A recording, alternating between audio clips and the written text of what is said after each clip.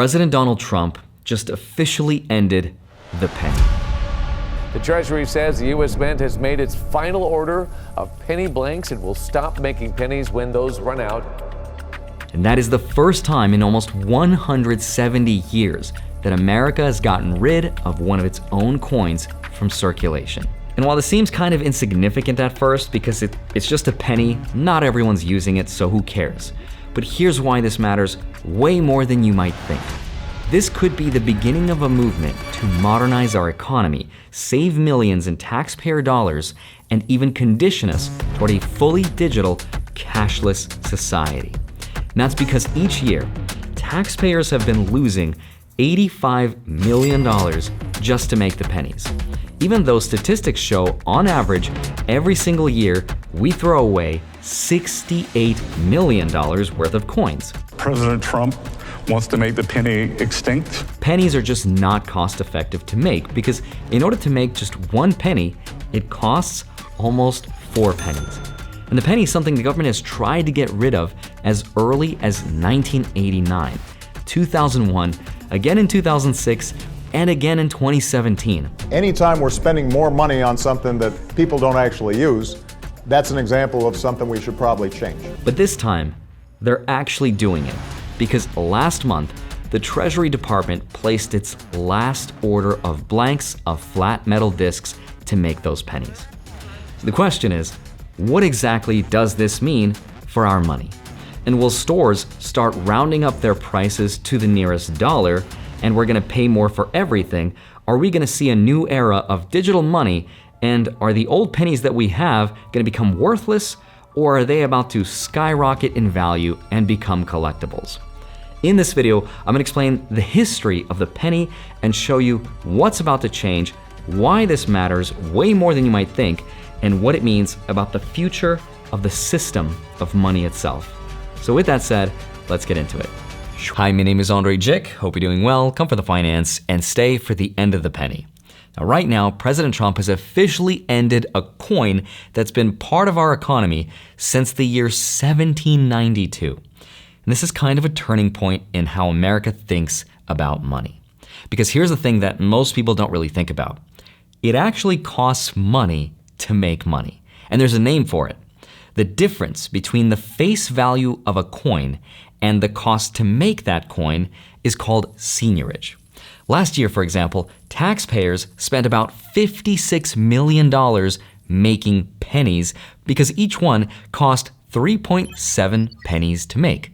Even though, again, the penny's only worth 1 cent, not 3.7. And that means the penny has had what's called a negative seigniorage for almost 20 years. And of course, part of the reason why that is because zinc, which is the material used to make a penny, has gone up significantly over that period of time. But the problem is that no one's using the coin. And that's actually true of most coins. Here's something that's gonna blow your mind. 60% of all coins are just sitting unused in jars and drawers. And that amount is worth roughly $14 billion. But why that really matters is because if you pay with cash, a lot of transactions will now be rounded up to the nearest 5 cents because there's no more pennies. And for some people, that could be a real problem, especially for older and lower income Americans. But that's not all, because guess what else is on the chopping block?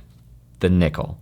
Because it costs more to make a nickel than the value of the nickel itself. So the next question is, how does this actually affect us in real life?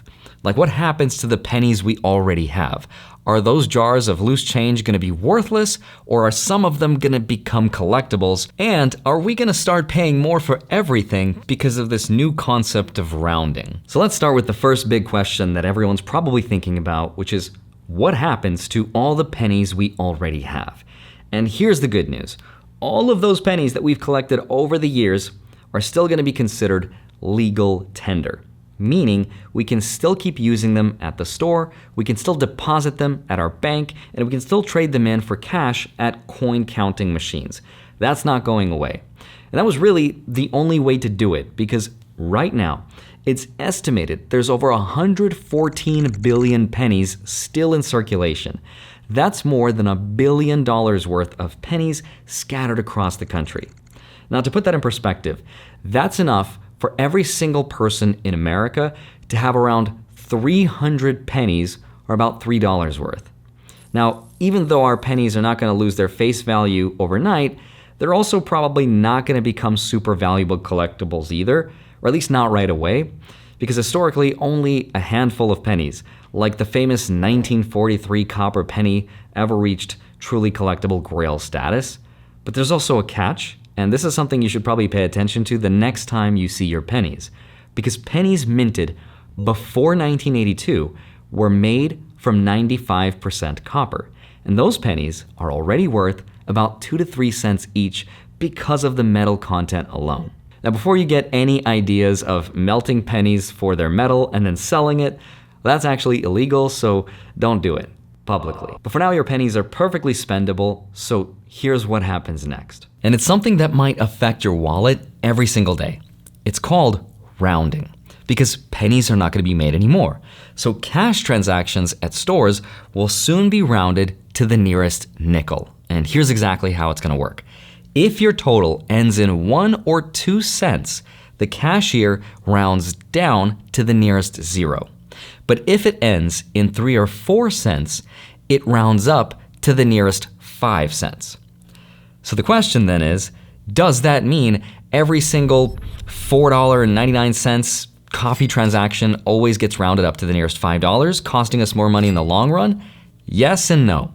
Surprisingly, it's not necessarily going to be the case all the time, because studies from countries like Canada, which also got rid of their penny in 2013, found that rounding usually balances itself out. Half the time, prices round up, and half the time they round down, meaning customers overall don't end up paying significantly more. And keep in mind, if you're someone who pays with things like credit cards or debit cards, or even apps like Apple Pay or Venmo, this change will not affect you at all, because digital payments still count every penny. There's no rounding happening in digital payments. So the real world impact on your finances is probably going to be way less dramatic than most people think. But there are some bigger theories on why this is actually happening. When this story about ending the penny came out, I wanted to understand not just what happened, but how it was being reported. So I turned to Ground News, which is the sponsor of today's video, which lets you compare how different news outlets across the political spectrum covered the exact same story. And take a look. Ground News combined all 388 articles on this topic, and this is how the left-leaning sources framed it. They focused on cost savings and taxpayer benefits. The right-leaning sources, they covered it from a more fiscal conservative angle, framing it as part of Trump's directive to cut waste. And the center, they played it pretty straight, reporting on the timelines and the legislative details without a lot of emotional language either way. But the most fascinating tab is this one. It highlights how different our media actually is. Left-leaning headlines emphasize modernization, right-leaning outlets evoke Lincoln and patriotism, and Ground News shows you all of that side by side. I actually used Ground News as part of my research for this video, and it helped me to see how each side shaped the story and why, so that I could show you all the facts. And if you're someone who wants to see all the angles without falling into an echo chamber, I highly recommend checking them out. Go to ground.news/Jikh or click the link down below to get 40% off on the same unlimited access Vantage plan I use to get my news about the economy. Supporting them not only supports independent journalism, it supports this channel and the work I do. Now, there are 2 theories behind why they're actually getting rid of the penny. And the first is so they could speed up transactions at the stores, because no one wants to wait for a cash buyer to count their pennies. And speeding up those transactions could actually mean huge benefits for the economy. Think about it. Every single day, millions of Americans spend extra time at the checkout, counting pennies, dropping coins, and waiting while the cashier counts them all out. And a Harvard economist actually estimated that this process costs the US economy about $1 billion every year in lost productivity, which is time and effort that could otherwise go towards something a lot more useful. But there's also a second theory that's much, much bigger. And this theory is something that most people aren't talking about yet, but maybe might have thought about. Because getting rid of the penny might just be the government's first small step in getting rid of cash entirely. Think about it. The nickel already costs even more money to produce than the penny. about 14 cents per coin, which is almost 3 times its face value. And if we're getting rid of pennies because they lose money, it makes sense that nickels will eventually follow. But here's why this matters way more than people realize. This might also be signaling that we are subtly conditioning ourselves toward a fully digital economy. In fact, governments around the world have already started going down this path. Sweden, for example, is quickly becoming cashless. Over 90% of their transactions are digital, and a lot of stores are not even accepting cash at all. And while all of that is happening, China introduced a digital version of their own known as the digital yuan, and they are actively testing it across millions of people, and their goal is to digitize their entire monetary supply within just a couple years. Programmable money that if you don't use it, you might lose it. And here in the US, something kind of similar is also quietly taking place.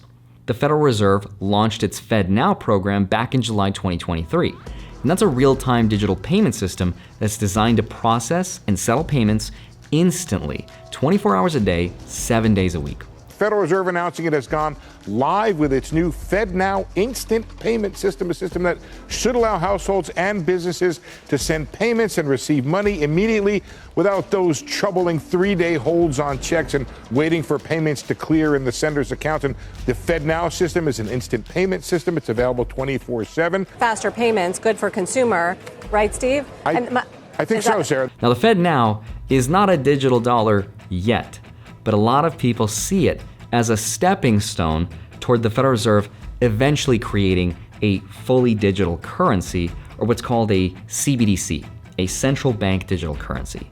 Even Jerome Powell, who is the guy in charge of America's main central bank, the Federal Reserve, has openly said that the Fed is actively exploring a digital dollar. Are you considering a digital dollar in order to compete with the cryptocurrencies that are out there already, like Bitcoin?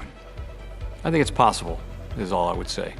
So what's happening right now is we're removing coins that are not cost effective, while at the same time, we're building the infrastructure that's needed for this digital currency. So it might not just be about pennies and nickels. This could be the beginning of a very historic pivot towards a digital economy, which would be a huge change to how we spend money, how we save money, and how we think about money completely. But with that though, there's obviously going to be some major questions too, like does going digital mean more convenience or potentially more government control and less financial privacy? In other words, the end of the penny might just be the beginning of something a lot bigger. So if you made it this far into the video, here's my personal thoughts about all of this. Getting rid of the penny is probably a good idea because no one's really using it and it is costing taxpayers a lot of money for absolutely no reason. But we're also kind of at a crossroads because on one hand, digital currencies promise convenience and speed and instant payments, and hopefully they'll be able to make it easier for us to pay taxes. But on the other hand, digital money could mean less privacy, more government oversight, and potentially losing the simple freedom to anonymously pay for everyday things. So as we watch the penny disappear, we should probably ask ourselves the question of what else is going to disappear with it? Personally, I've always been interested in digital payments because I use them every single day and they've definitely made my life a lot easier. But I'm also cautious because once cash is gone, there's going to be no going back. Maybe our kids or our grandkids will go to a museum in the future sometime and they're going to see dollar bills hidden behind a glass wall and study how we used to use physical money. That's probably going to happen sometime in the future. But as always, I'd love to get your thoughts. I hope you have a wonderful rest of your day. Smash the like button, subscribe if you haven't already. I'd love to see you back here next week. I'll see you soon. Bye-bye.